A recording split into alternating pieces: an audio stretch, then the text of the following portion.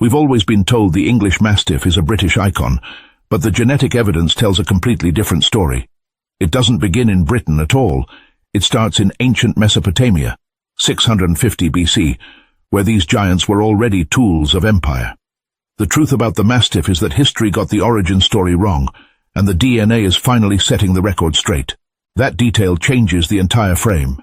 Because when a modern viewer sees an English Mastiff, the mind goes quickly to mist, stone walls, country estates, and a long British lineage.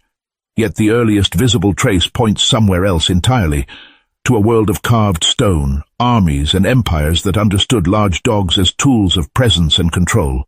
The question is no longer whether England shaped the breed. It did. The real question is why the breed looked so ancient before it ever looked English. The reliefs matter because they do not show a decorative animal. They show a type, a body built to intimidate, to hold space, to stand between people and danger. In those carved scenes, a dog of that scale is not an ornament and not an accident. It belongs to a pattern already taking form across the ancient Near East, where powerful dogs circulated with traders, soldiers, and rulers. Long before kennel names and pedigree language, there was selection for function, and that function traveled. So the English Mastiff stops being a simple national emblem and starts to look like the last visible chapter of a much older inheritance. The modern breed may carry a British identity, but the body itself suggests a deeper memory. Heavy bone, immense mass, a calm that can turn into force in a second. These are not traits invented in one island at one moment. They are the result of pressure applied over centuries, across regions, by human hands that needed a dog to watch, endure, and withstand. And that is where the unease begins. Because if the first clue already reaches back to 650 BC, then the familiar story of a breed born in England begins to shrink. It becomes too small for the evidence. What looked like a local origin now resembles a final refinement, a later shaping of something older, wider, and far less contained than the name English Mastiff suggests. The AKC's breed history pages clarify that these early canine types were functional staples of Mesopotamian society, proving the breed's essence predates British nomenclature. The carved stone has already said enough to make the old certainty uneasy. Once that certainty breaks, everything follows with a different weight. As we trace the lineage back to 2200 BC, we enter the cradle of civilization. According to the Mastiff Club of America and British Museum records, bas-reliefs from this era depict dogs that served as foundational types for the breed we know today. That detail changes the atmosphere completely. It means the image we associate with a British guardian was not waiting patiently for England to invent it. It was already useful, already prized, already part of a much older human need. By the time the trail reaches Babylonia, the story is already moving against the old certainty. In a world often described through kings, temples, and stone walls, these societies valued dogs of massive frames, standing alongside human power, a direct precursor to the guardians of the gate, seen in later European history. Around 2200 BC, according to the AKC's historical overview of the Mastiff, animals resembling the English Mastiff were already valued in ancient Babylonian culture. That detail changes the atmosphere completely. It means the image we associate with a British guardian was not waiting patiently for England to invent it. It was already useful, already prized, already part of a much older human need. That matters because Babylonia is not a random footnote. It sits inside one of the earliest urban civilizations, a place where animals were not admired only for appearance, but for what they could do beside people. A dog of great size could guard a gate, deter danger, and project force before a fight ever began. The AKC's account does not describe a polished modern breed there. It points to a functional type, a large dog whose value was measured in protection and presence. And once that kind of animal is visible in Mesopotamia, the English story loses its monopoly. What had seemed like a national emblem starts to look like the last chapter of something far older. The body was being chosen before the name existed. Heavy bone, broad chest, a face built to intimidate without moving. Those traits make sense in a city where endurance and authority mattered. They do not begin in one island, at one moment, with one people. They travel. They are carried, traded, adapted, and judged useful again and again in places that shared nothing except the practical need for a dog that would not yield easily. This is where the timeline becomes difficult to keep tidy. If large dogs were already valued in Babylonia in 2200 BC, then the modern English Mastiff cannot be understood as a simple local invention that appeared fully formed in Britain and only later earned an ancient aura. The better reading is harsher and more interesting. Britain inherited a type that had already been tested across older civilizations. The island did not create the giant from nothing. It refined what history had been moving around for centuries, and that changes the meaning of every later image. The dog standing beside an English manor is no longer the beginning of the story. It is a survivor of a much wider one. Its calm is not just domestication. Its mass is not just ornament. Each feature points back to a long chain of selection shaped by human survival, boundary defense, and the instinct to trust size when smaller answers were not enough. Even the word mastiff begins to feel heavier now, as if it contains more geography than the old narrative allowed.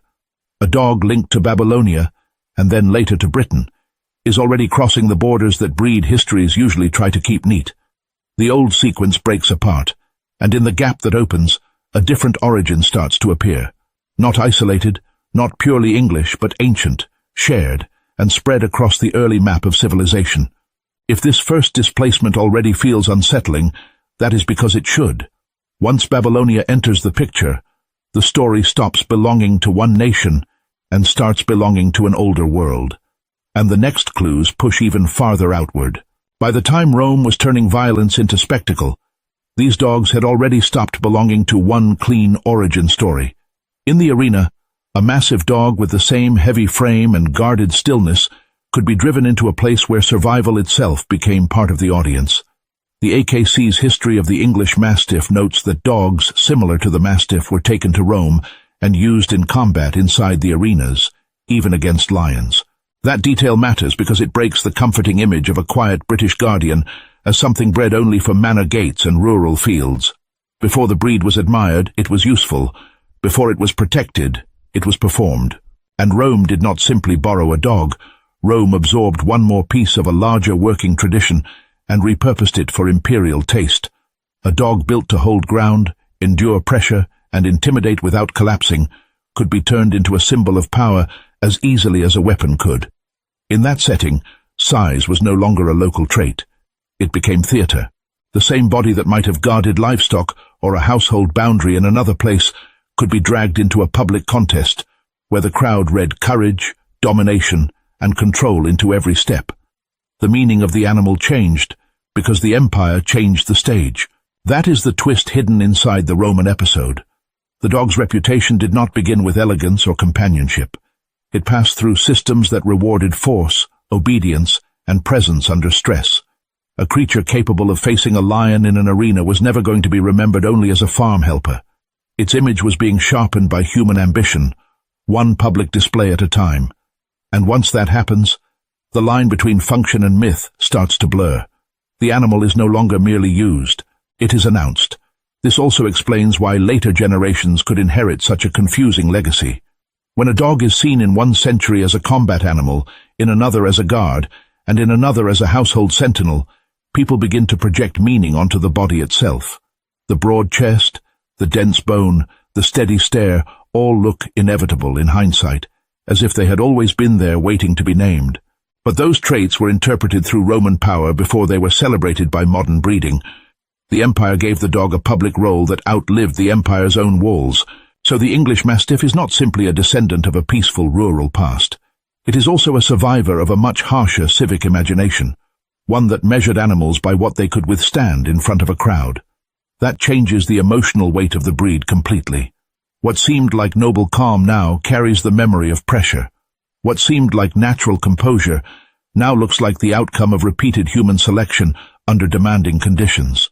If you want the next layer of this history, stay with it, because the Roman arena is only one stop in a much longer journey. The real question is what happened when those same dogs left the spectacle behind and entered the routines of protection, labor, and loyalty that shaped their later reputation. The answer is quieter, but it is no less revealing. By the Middle Ages, the breed had found a harsher kind of purpose. In England, the great-bodied Mastiff was kept not as a curiosity, but as an answer to fear. It stood where a gate could be tested, where livestock could be threatened, where armed men might pass through a yard. and where a household needed a presence that could be read before a word was spoken. In that world, size was not decorative. It was practical.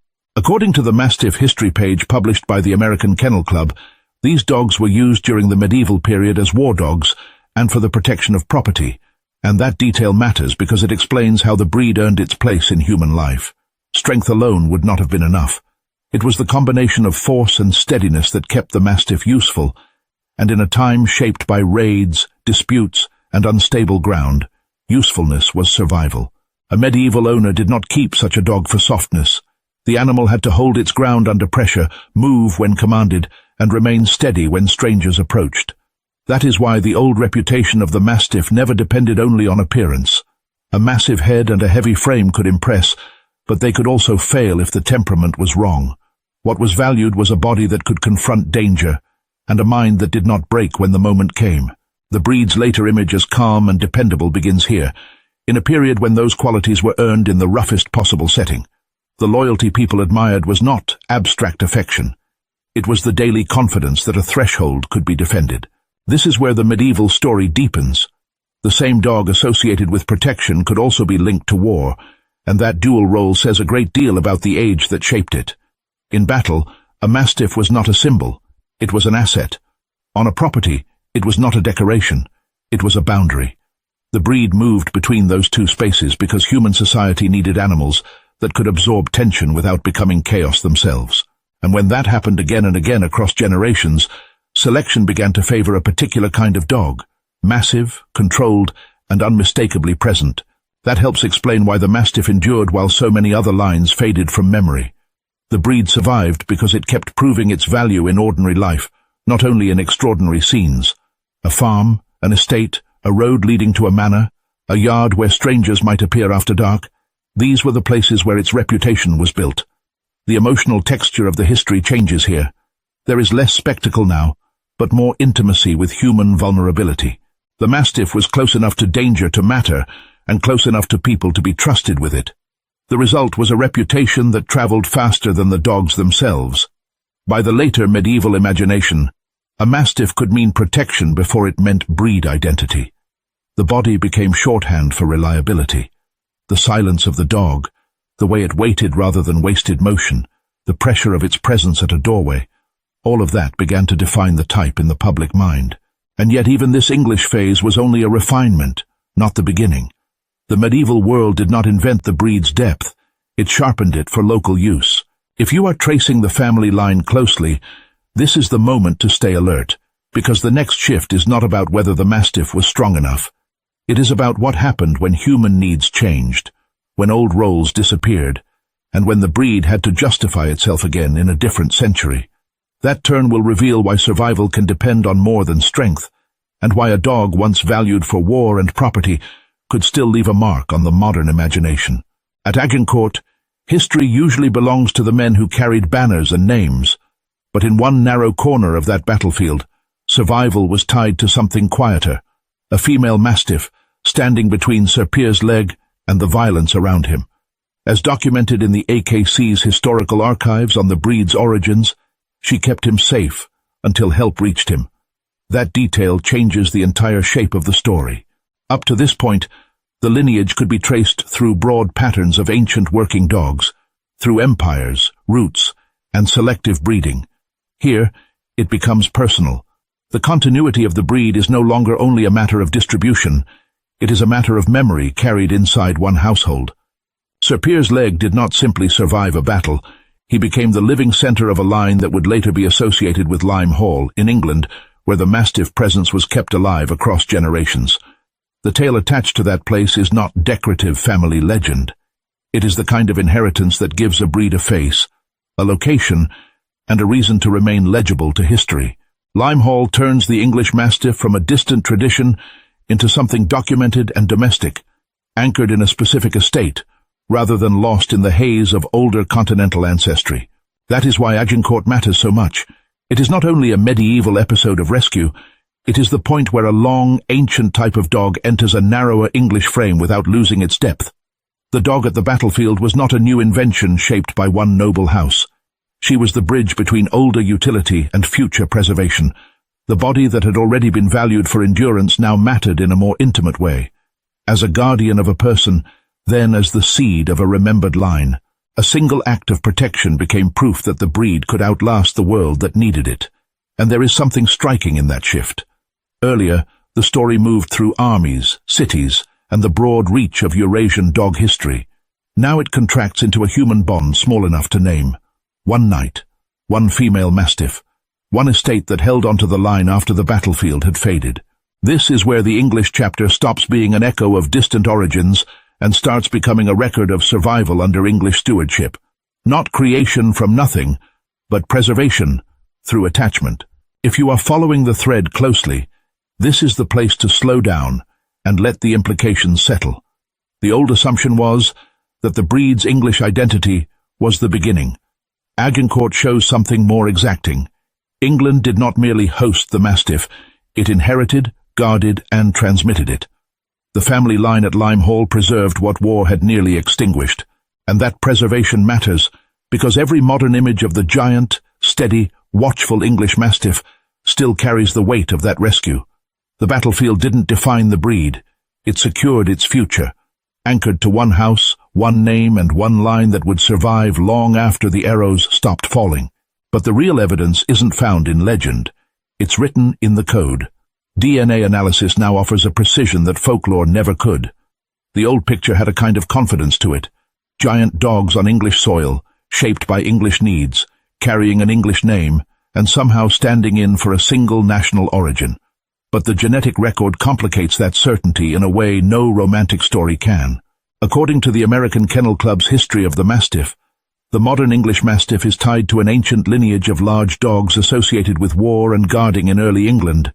Yet mitochondrial DNA points to something broader still, a shared ancestry with big dogs spread across many regions of Eurasia. That changes the shape of the entire story, because once that evidence enters the frame, the English Mastiff stops looking like a breed that simply appeared in one place and stayed there. It becomes the visible endpoint of a much older network, a population of powerful working dogs moving with people, trade, conflict, and need. The body still tells one story. The name tells another. And the DNA makes them meet in the middle, where identity is no longer a neat inheritance, but a layered accumulation. What seemed like a pure local tradition now reads as a regional memory, one that traveled farther than the island narrative ever allowed. That is why the details matter. The heavy frame, the immense head, the steady temperament, the calm vigilance that made the English Mastiff so valued later on. None of those traits suddenly emerged in isolation. They make sense only when seen as the result of long selection under different pressures across a wide landscape. In the AKC account, the breed's roots reach back to those old dogs of protection and combat. But the mitochondrial evidence widens the ancestry beyond Britain and places it within the larger history of Eurasian large dogs. The modern breed is not less English because of that. It is more historically complete, and there is a deeper shift hiding inside that conclusion. If the English Mastiff belongs to a trans-regional lineage, then England's role changes too. The island did not invent the foundational type from scratch. It received, shaped, and preserved a living inheritance that already carried centuries of functional selection. British history gave the breed a name, a reputation, and a later standard. But the biological story was older than the standard, older than the kennel image, older than the idea that a Mastiff could be explained by one country alone. That is the moment the title begins to mean something more precise. The truth was never just that the English Mastiff had ancient roots. It was that those roots were shared, distributed, and stubbornly mobile. The dog standing beside a doorway in Victorian England carried a past that stretched far beyond that doorway. It had already crossed cultures before it was ever called a national emblem. And if this shift changes the way you see the English Mastiff, stay with the story, because the next layer is even stranger. Once a breed is understood as a survivor of mixed ancient lineages, the question is no longer only where it came from, but why it kept returning in places where human societies kept needing the same kind of animal. That is where the documentary really deepens, and that is where the meaning of survival becomes much harder to simplify. What changed the English Mastiff was not just size, but purpose. By the time the breed settled into its later form, its power was no longer meant to announce itself in chaos. It was meant to stand still, to watch, to decide when movement mattered. That is why the modern English Mastiff feels so different from the old images of fighting dogs and public contests.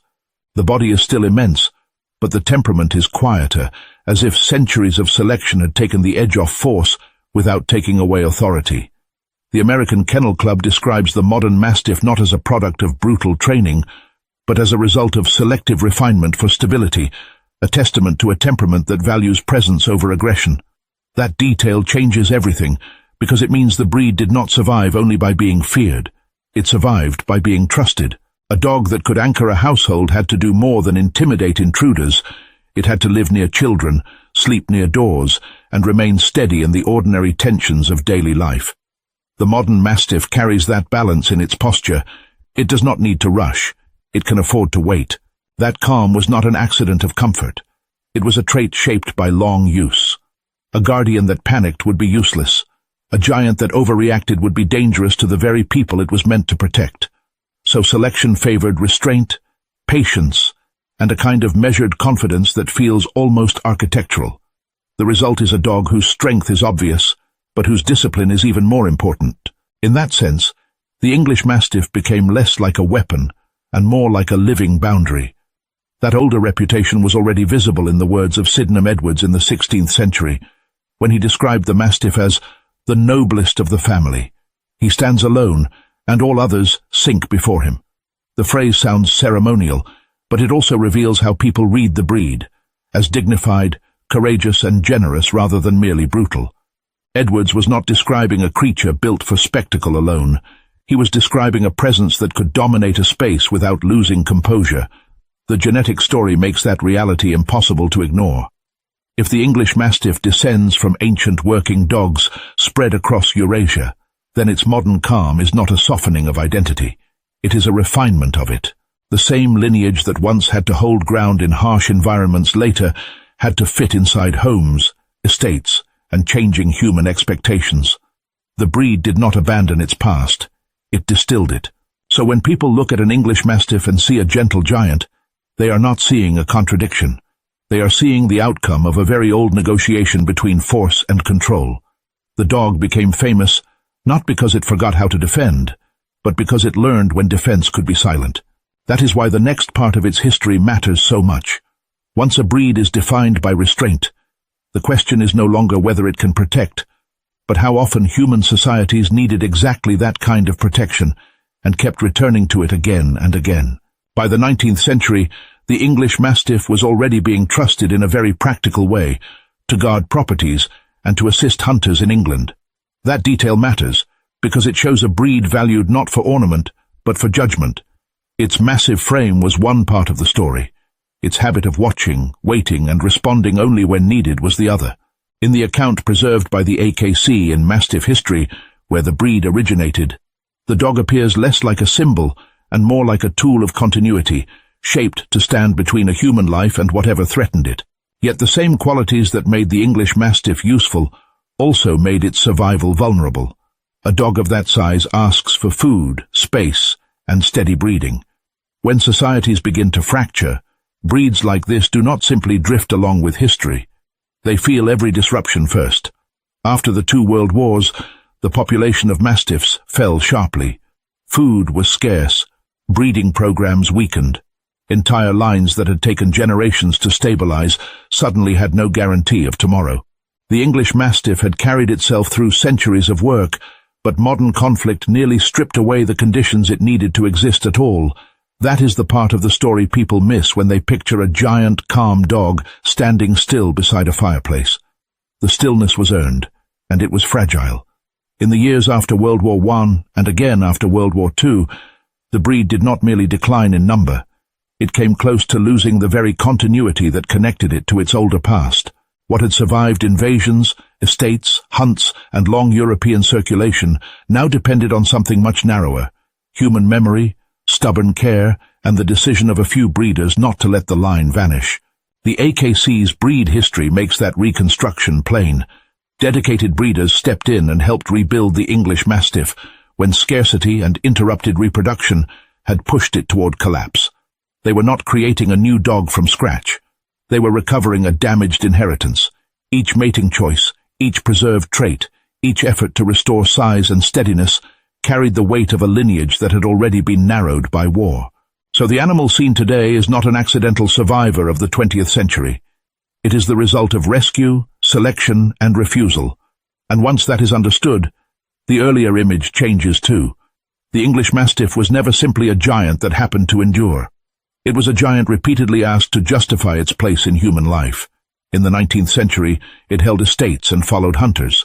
In the wars of the 20th century, it almost disappeared. Between those two moments lies the true pressure of the breed's history. Usefulness, then scarcity, then recovery. A lineage can be ancient and still be one season away from being lost. That is why the sight of an English Mastiff carries more than scale. It carries interruption. It carries the memory of a breed that had to be rebuilt because history cut too deeply into its numbers. And it also carries a quieter fact. What survives is often what people are willing to protect after everything else has gone thin. If this story stays with you, keep following it, because the same hands that saved the English Mastiff also reveal what human societies choose to preserve when they can no longer preserve much at all.